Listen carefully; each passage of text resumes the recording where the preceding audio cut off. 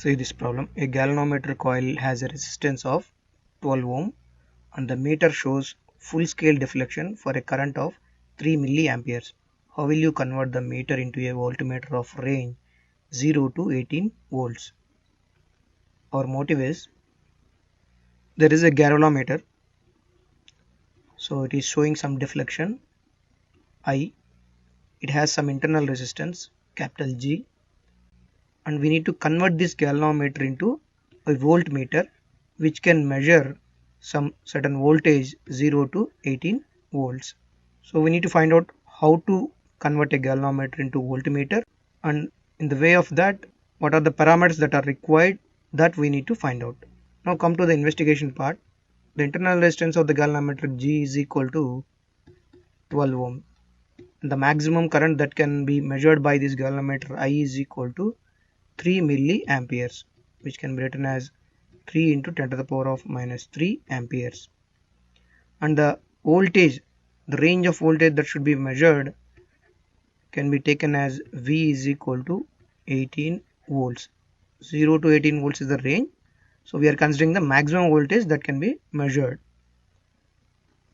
Now come to the resolving part. To convert a galvanometer into voltmeter, we need to connect a high resistance in series with this galvanometer. For example, assume that this is the galvanometer in the circuit. So we need to connect a higher resistance in series with this galvanometer. Then the whole circuit can be behave as a voltmeter. So we need to find out how much R should be connected to this galvanometer. That is our motive here. Now, so these two are connected in series. So the total resistance of this thing can be written as G plus R. That is equal to G plus R is the total resistance of this circuit. So how to figure out this resistance of this circuit? So for example, assume that this is the voltage drop at this instrument V. So at the required current I, so this is the resistance offered by this circuit. So that resistance is equal to the sum of the galvanometer resistance and plus the connected resistance. That's what we wrote here.